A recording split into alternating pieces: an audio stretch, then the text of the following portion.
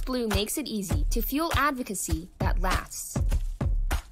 When your cause is in the news, or when you're making every season your giving season, we have modern fundraising tools nonprofits can use to build a grassroots community that can give in seconds and sustain your work for the long haul. Learn more about us at secure.actblue.com.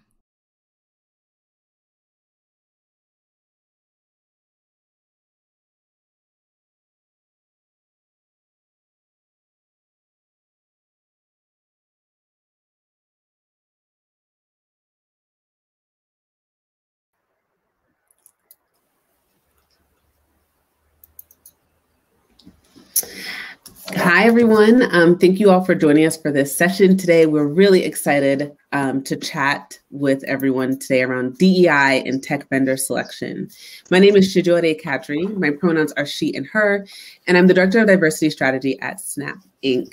And looking forward to spending the next 20 some odd minutes digging in with the four leaders here that we have today, really thinking about how we move from inspiration to action around DEI. DEI as a sort of an acronym, risk becoming colloquialized, especially as after years like last year where we have lots of folks standing up saying that they care about diversity, equity, and inclusion. And now we're really talking about what are you doing? And so for our attendees today, we look forward to the advice you have about how people can operationalize this work and based on your own experience and accomplishments as leaders in this space along various aspects of diversity, equity, and inclusion. So with that, I'm going to ask each of our four panelists to introduce themselves with your name, your pronoun, and let's pretend I have a lot of money, which is a dream that I always have.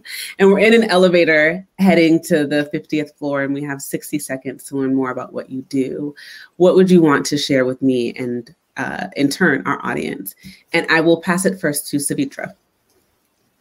Hi, everyone. My name is Savitra Wilson. My pronouns are she and her, and I'm the founder and CEO of Resilia. We're a technology startup working across a double-sided market. On one side, we serve nonprofit organizations, helping them increase their daily capacity through a bevy of different resources and tools. And on the other side, we support funders who are deploying money to organizations to support their grantees and partners.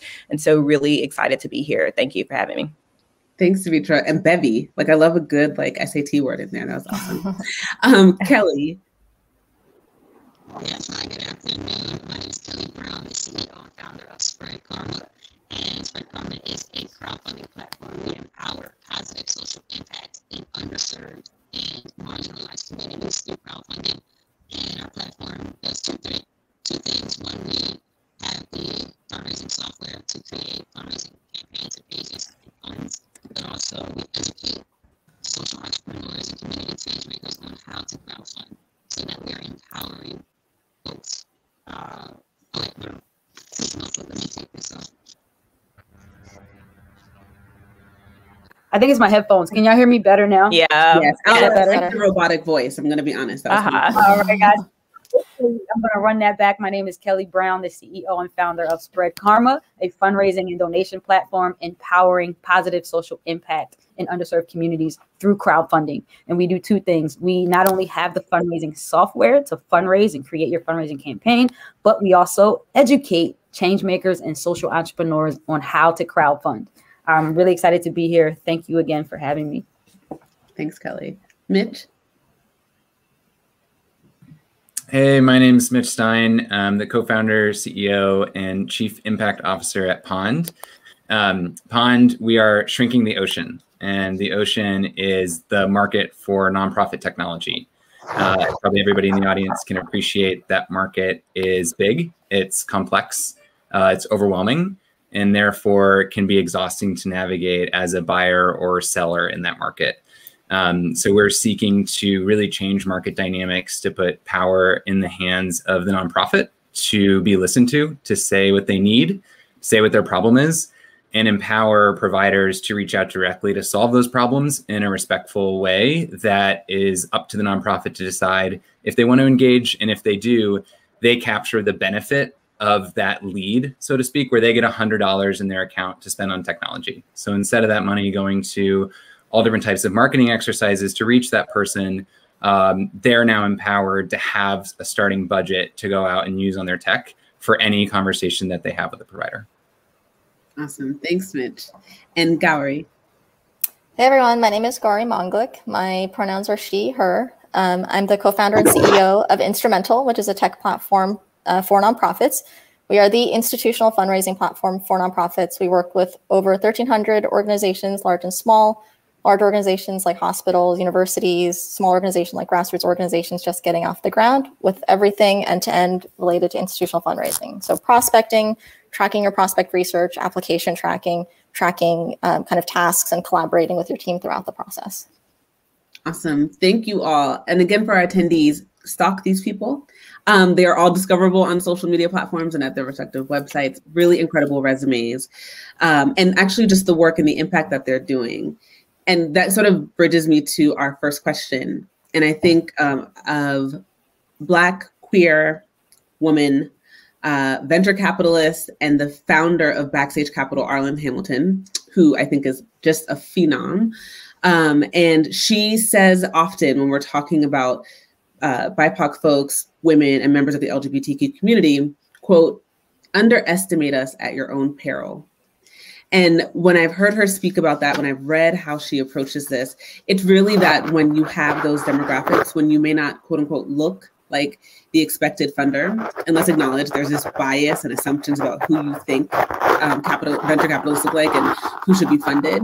She says that you're missing out by just assuming that there is a stereotypical look to people who are doing incredible work. And so I'm thinking about this as tech leaders who can presumptively be underestimated based on identity. How do you counteract the bias you might face vis-a-vis your leadership? That is, how do you all bring a DEI lens into your leadership, acknowledging that you have lived experience across many spectrums of diversity? Anyone's willing to jump in first? You get a gold star for me. Sure, I'll jump in. There's some slight background noise. First, huge fan of Arlen, and I agree. Underestimate us at your own peril, right? What I would say to start this conversation is that many of us as diverse founders, especially in the tech space, have experienced the difficulty it is to actually overcome just basic barriers that we face. And I've come from the space of saying I come to dominate the fintech fundraising space for the minority. So not just women of color, not just a member of the LGBTQIA community, but there's literally, when you think about tech vendors, not that many of us. So I think she's right. And how I lead every day in our team is we empower underestimated communities every single day. We include them in our work. The whole platform, Spread Karma, is designed just for underestimated groups of people. So not just one group, but any and all groups. That really is not defined as being marginalized or underestimated or underserved, under-resourced. That's what my life work is about. That's why Spread Karma was created. And I think Mitch, who brought us all together, sees the value in that, which is why he included all of us on this panel. So I think it's evident in our work. Thanks, Kelly.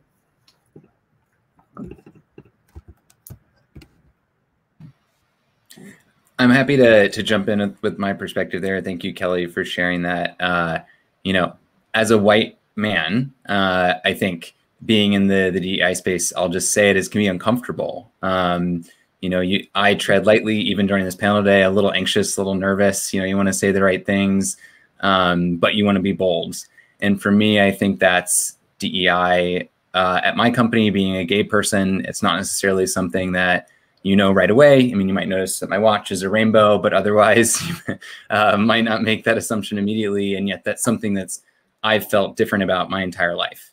And fighting that for so much of my life and then turning it into embracing it teaches me to find that thing that other people are worried about or don't feel comfortable about, or makes them maybe feel less welcome in a space, and just being conscious of that because of my own experience if I can bring that to every member of my team, every customer, every person that uses our site to make them feel seen, heard, comfortable, to me, that's what DEI is. It's that compassion, it's that grace. And I think that's what's really needed in leadership for more folks. Yeah, and I'll just kind of add on, a good friend of mine, Cheryl Dorsey, she wrote an article about me and she said, Savitra is the antithesis of what a founder looks like. She's Black, she's a solo founder, she's non-technical, and she's from the South, right? So all of these things essentially working against me because I don't look like your Mark Zuckerberg or your typically venture-backed founder, right? But I'm such a believer of one, breaking through glass ceilings, but also bringing others with me. And I'm definitely like, let's go, let's go, let's do it. We'll figure out the plan along the way, but we're going to get through the door and then we're going to make our place, right? And really defy whatever odds there are, because generally speaking, most of the odds that we face are structurally put there. And by other people who made up the rules. So we're rewriting the rules. Love that, especially as a lawyer. Take it all down. Sorry. Yeah. I can jump in with some thoughts. I think that that quote is really great in terms of not being underestimated. I think for me, the place that I come from is to try to change the script instead of, folks that might underestimate me or underestimate my company, to actually change a story and use that as a way to screen that person out of a person that I might want to raise money from, or a person that I might want to work with, or a person that I might want to do business with. Because there are enough great people now who know what's up that we don't have to go through this process of trying to convince somebody that we're good enough. Those people I feel like those types of dynamics, you can just kind of realize that you're kind of screening that person to be like, okay, well, I don't have to necessarily, I don't have to help. I don't have to make you rich. Right. I love that. I love that. And I think a common theme that you all are touching on too, that I'm sort of hearing, is that just by doing the work that, and by having an experience, whether it be something that you've had growing up or something that you've been taught or something that you've observed in trying to do this work, rather than sort of carrying that banner, you're like, I'm just going to do it differently. I'm going to build a more inclusive climate. I get to interview you too. I don't have to make you rich. I can go take this somewhere else. There are other people who are going to see me. And I think that in and of itself is so powerful. And as powerful as a more quote unquote structured approach to DEI. People often think DEI has to be some sort of pedigree or practice. And that is actually what dominant systems will tell you, right? That your lived experience doesn't count, that the way that you live, your the approach that you have, that just actually showing up with humanity doesn't count. And what you all are showing us and reminding us is that is DEI, that it does count. I'm also from the daughter of the South, so I appreciate that, because I think that there's something in there where you're just going to do it because that's the right thing to do. And you're going to open the door and leave it open, because what fun is it to be at the top if you're by yourself, right? And thinking about who else gets to join this space. So something that, you all are sort of prompting for me to think about, and I'm sure that our attendees would love to hear, is, you said this well, Gary, which is, I don't have to make you rich, right? So when we think about vendor selection, you have as much power about who you work with as they are in trying to sort of get your business and engagement. And what are 1 to 2 sort of tactical tools that you use, or approaches, frameworks, questions, whatever it might be, that you all think about in your own vendor selection, who you partner with in this work, that you would want to impart with our attendees today? Because to the analogy you raised at the beginning, Mitch, around pond, that we're not boiling the ocean here, right? There are small buckets that we could actually attack right now to show up differently in this space. What are some of the ways that you would recommend people think about operationalizing DEI as it pertains to tech vendor selection for their respective organizations? I can go here. So I wrote an article on my Medium page a while ago during the time when there was a big push towards buying Black-owned consumer products. And in that article, I said, hey, Black people make software too, right. we make products and other things as well.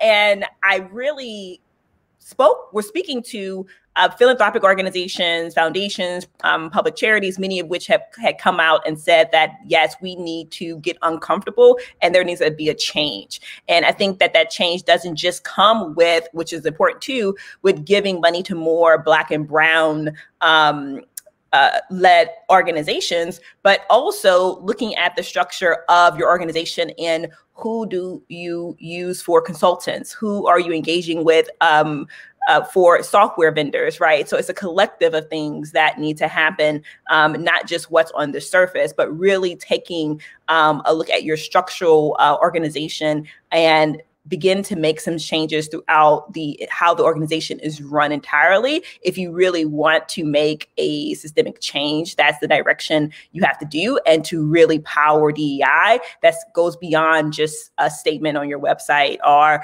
goes beyond giving 5% more to Black and Brown led organizations. You know, if you really want to make a change, it has to go throughout your organization and how it's run. That was a great point, Savitra. And if I don't, I'll add on to that for the personal shopper or the maybe the personal social entrepreneur or change maker or individual out here. So Savitra, you touched on like the structural, like how from a structural standpoint, and I agree completely. Like to begin to look at policies and how you're spending your dollars and selecting vendors. Then when you're an individual and you're shopping for a vendor to use, whether it's to help look for a consultant to help start your nonprofit, or a vendor to learn how you can fundraise or where you can create your fundraising page, your fundraising software. I think as individuals out here, constantly being fed ads and information around what makes your life easier, use this vendor over the next. I think you as an individual have an opportunity to research. And Pond is a great way to research, but use some time to research these vendors. See what are their About Us section of their page. What is their team? Who's on their team? Who's on their board? What core values do they have? Because these are things now we always should be thinking that way, but these are now more important more than ever when we talk about breaking and addressing some structural racism, some systemic issues. That's where we start with the companies that you choose to select. So on an individual level, don't just say, oh, they have low fees and it looks great. Look at their About Us section, look at their values, look at who's on their board and their executive team, look who's their founder and CEO. If you can't resonate with any of that, then that's also a good reason for you to look on somewhere else. And also share. So on an individual level, when you come across a gem, don't keep it to yourself. Share it with as many people as possible to get the exposure out there, get the word out there that there is a new vendor that's up and coming that we could use. Okay, so share and do your research. I love that. I think it's accessible, but also when you don't see the information presented, it's okay to ask, right? It's okay to say like, hey, I'm really curious about this and I don't see this information at all. Can you tell me more about it? And what I've found even in my own experience is either they don't have an answer or they're like, we didn't know how to approach this. And can we actually talk about it some more? And it starts this conversation. It doesn't mean that you have to be the de facto DEI consultant for folks, but planting that seed is actually really powerful, and hopefully other people come along to fertilize it and help it to grow. Cool. And I can add on from an organizational level. I think that in terms of like action items, the thing that I would say is to start to kind of build on what Kelly was saying, is just to start tracking this data, right? Like with all the vendors that you have, just what is your current state? Just as like a baby step, let's just see where we're currently at. And then I think one thing that is true is that this is hard, right? Like a lot of nonprofits are small. You have a lot of things to worry about, a lot of like capacity. Just, you don't have, you can't spend your full-time job trying to make sure that you have like just on this one kind of area of your nonprofit. You have like a lot of other things. But what you can do is kind of bake it into an existing process, or a process to kind of have it not be something that feels so overwhelming. And so if you, as a small organization or as a, even a large organization, can come up with some sort of proactive and consistent vendor selection process where just across the board, this is your process for how you select tech vendors. One of those things can be to do a check on like what the organization, the particular vendor's like DEI setup is like. And just the act of having a process and being consistent for all of the vendors that you select, that in and of itself, I think will have a great positive benefit to the organization. And instead of kind of going with the flow, like maybe you get an inbound email from like a prospective vendor or somebody tells you about a cool tool. Once that happens, taking that step to actually say, I'm going to go out there and see what else is out there and actually do a comparison and figure out what tool actually meets my needs. I think having that rigorous process is going to go a long way. Definitely. It's kind of like dating, right? You could date the first person that comes along. It could work out. But then you're like, actually, let me interrogate this process a little bit more. And you take the lessons learned from prior dating experiences and try to apply that moving forward. And I say that because I think generally people can relate to what that means. And I'm trying to help folks by virtue of all of you sharing your incredible impact here, help folks recognize that this is a tangible, like you can do this. This is the thing that you can choose to do in your current organizations, if only by virtue of starting the conversation, which I think is a really powerful point. Because over time, you might find the conversation shifts. And you also might find that while diversity often tends to focus on race and gender identity, I think that's what a lot of conversation focuses on right now. There are other metrics of diversity. And equity means meeting your needs where you're at right now. So if you're a small nonprofit, you don't have the capacity to really take this all on at once. You also get to think about like, I'm going to use this vendor because we're a small nonprofit and they actually allow us to make payments in a way that our finance and accounting system allows. And as we build, we're going to think about this differently because the goal is not to overwhelm you such that you're not going to do it at all. It's just to try and meet your needs where you're at and to continue to push on asking the questions that ideally will build a more diverse and equitable approach to your decision-making. Mitch, what did you want to add here? It's so funny. I'm sitting here thinking like, I'm literally about to jump out of my chair because I have so many things I want to say on this topic, but yet sitting and listening to the four of you speak helped me hone what was most relevant, what was important. And I just would echo, just like pause and focus everybody on that as like, when you have the urge to jump up and shout something, let other people talk first, because you may end up saying like something better because you're able to soak that in and give someone else the space. Okay, so very quickly, because I know I don't have much time. I have 4 things, and I think I've learned each of these from one of the people on this panel. I would say, number 1, DEI, not as a bolt-on project, but as a way of being and living. Shijuade taught me that, at least, I mean, the whole time I've known you, but especially in the last 9 months. And I see the more that you just make that a way of practice, you don't even think, you don't need a plan. You don't need to overly plan around vendor selection. It's just, it's how you hire, it's how you administer programs, it's how you bring on tools, it's how you talk to donors, it's everything. And so I think it's that balance of not overwhelming, but also understanding how it permeates everything. And there's ways to move that baby steps forward in everything you do. Number 2 is just appreciate the economic might of the nonprofit sector, like the amount of money moving around and being spent by these organizations. And I think, Gari, in how you uplift that and the clarity you provide to folks seeking that money and where it's flowing from and helping to better track that, you start to appreciate just how powerful that is and the might of that. And don't underestimate your ability as an organization to really affect impact in your communities beyond your donated dollars and programs, but in just how you operate your organization. And I think something that Kelly has brought up before is like, yeah, in supporting Kelly's business, guess how many Black folks Kelly employs at her business in Baltimore in a tech company. Kelly, you can give me the latest number. It's 10 or 12. It's almost the whole team. So diverse founders are high. If you have a pipeline problem at your organization, finding diverse folks, guess who's really good at employing diverse folks, diverse founders and leaders, as it's the communities that they come from.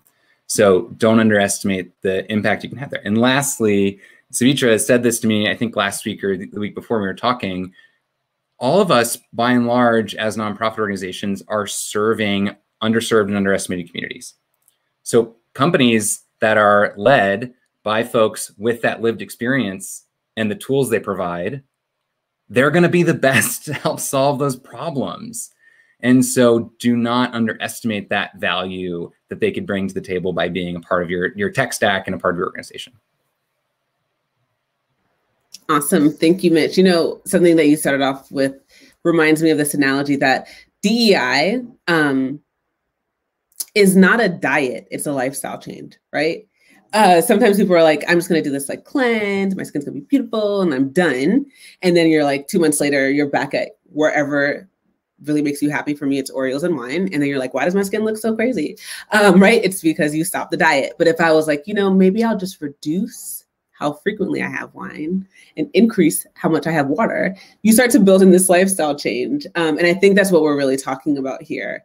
And something else that you touched on, Mitch, which is this idea that when we say diverse, I'm really thinking of racial and gender identity. When we think about those metrics of diversity in the founder space, it's not that we automatically hire folks that look like us because we're like, let's just, you know, tokenize identity. It's really that when people see the leadership, you feel like it's going to be safer. We're probably looking for different qualities, recognizing, I love to think about this, all Black people didn't go to HBCUs, believe it or not. There are places to find amazingly incredible, talented Black leaders, for example. And so when you start to have those conversations, one of the biggest recruitment tools you have is actually just having diverse leadership and those folks really talking about it and not always necessarily saying like, look at me and these identities that I bring, but you get to see it and you feel inspired by it. And you know, as someone who may not represent a dominant category of anything, that you're going to have the opportunity to grow because of your skill set and because of your desire and not be limited by any metric of your identity, which is what I think all of you are demonstrating here for us today. And I know we only have 2 minutes left. So what if each of you took sort of 30 seconds? Because what I love sometimes is I have these, you know, I come to these talks, I'm like, I love it. I want to be like them. And then I'm like, I have to go back to work.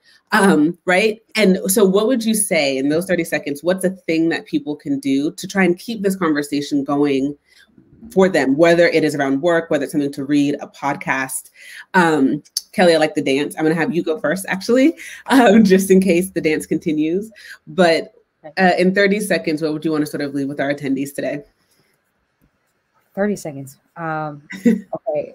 I would reiterate seriously the need to diversify your vendors. So whether you're individual or you're coming through from like a larger organization, to please consider the implications of not choosing wisely your vendors, the implications of really just blindly choosing the vendors. So the importance of supporting us as minority founders in the tech space is extremely important to us and to the communities that we serve. And I would also, in this last bit of seconds, just say, if you need support with starting a nonprofit, with fundraising, with any of those things, you have 3 panelists right here on this call that could really support you all. So let's connect afterwards as well. Thanks, Kelly. Yeah. Mitch, you want to chime in? Yeah, I was it's a practical story. Hopefully I can fit this into 30 seconds. Sometimes I think is helpful. I think a lot of people leave conversations like this and they're like, all right, like, let's go. Especially if I can say it, white people, white men, they feel impassioned and they're like, all right, yeah, I'm going to make all these changes. And I think there are some ways that you can channel that energy not the most productively.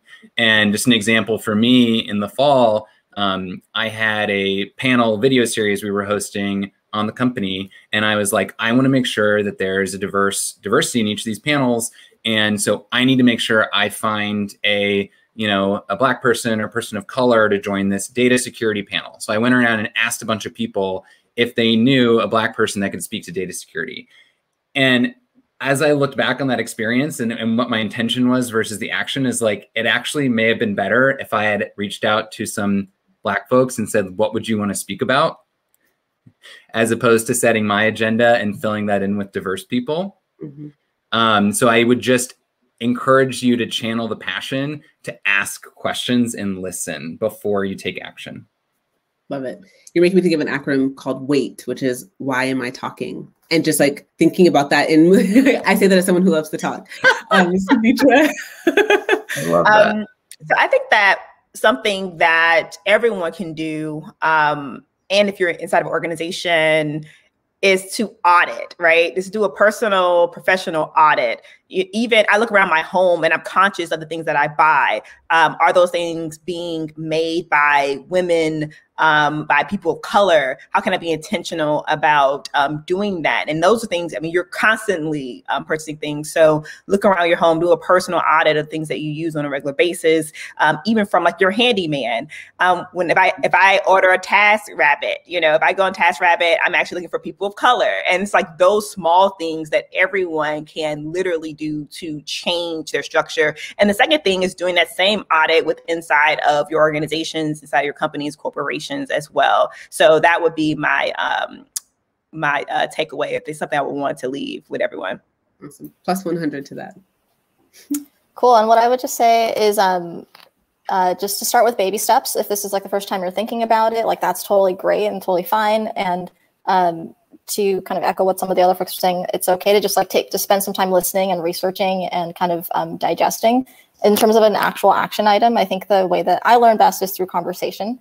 And so one potential thing that you might consider is just saying with a couple of other like leaders in the space, if I just like talk to them about what they're doing, what they're thinking about, how they're thinking about this, that might just spur some more ideas, as well as just like help the ideas kind of like digest and percolate more within you. Awesome. I know we are at time, but thank you all so much. Attendees, I hope this was helpful. As I mentioned, stalk the 4 of them, and we wish you the best of success in figuring out what's next on your DEI journey. Thanks, everyone. Thank you.